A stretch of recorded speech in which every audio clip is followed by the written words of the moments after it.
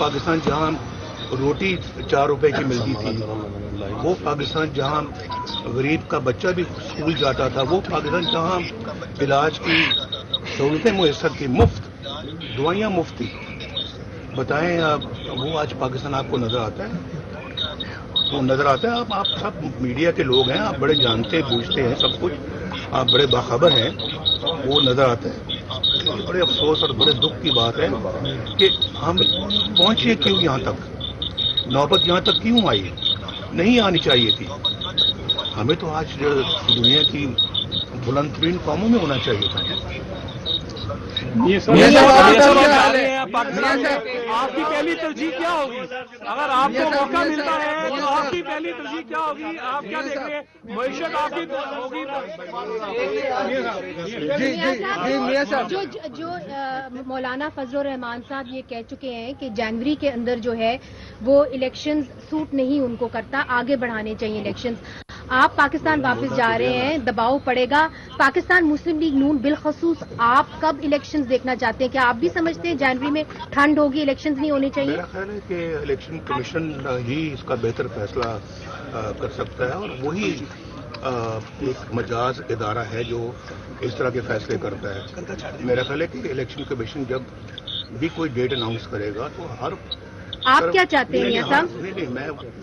میری ترجیح وہی ہے جو الیکشن کمیشن سمجھتا ہے. الیکشن ایک فیئر الیکشن کمیشن. پاکستان آج ایک فیئر الیکشن کمیشن ہے اور میں سمجھتا ہوں کہ وہ اس معاملے میں بہترین نون لیگ کو موقع ملتا ہے تو آپ کی ترجیح کیا ہوگی؟ اگر نون لیگ کو موقع ملتا ہے آپ کی ترجیح کیا ہوگی؟ میاں صاحب بہت سارے لوگ چاہ رہے ہیں کہ آپ نے جو بیان دیا اس کے اوپر مستقل آپ کی گفتگو خود ہی جاری رہے گی. آپ کیا سمجھتے ہیں؟ الیکشن کے لیے الحمدللہ بالکل سینسس ہوا ہے.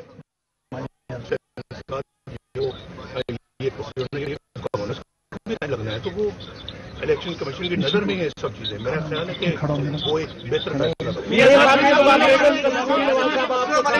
فیصلہ جب آپ پاکستان جا رہے تھے اس وقت آپ نے جاتے ہوئے یہ کہا تھا کہ مجھے عدالتوں سے انصاف کی توقع ہے.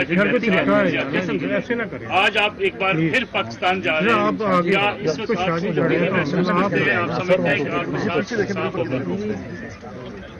میں نے پہلے عید الفاظ میں تقریباً یہ سب باتیں کنوے کر دی ہیں، اور جب میں نے وہ بات کہی تھی تو میرا خیال ہے کہ ان میں سب چیزیں شامل ہیں.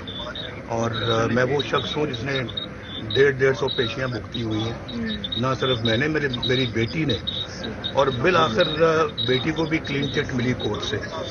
اور ملنی تھی وہ کسی نہ عہدے پہ فائز تھی جب میں وزیر اعظم تھا، جب ہماری گورنمنٹ تھی، نہ ان کے پاس کوئی آفس تھا، نہ کوئی وزیر تھی، نہ مشیر تھی. تو ان کو تو ایسے دھر دیا تھا انہوں نے.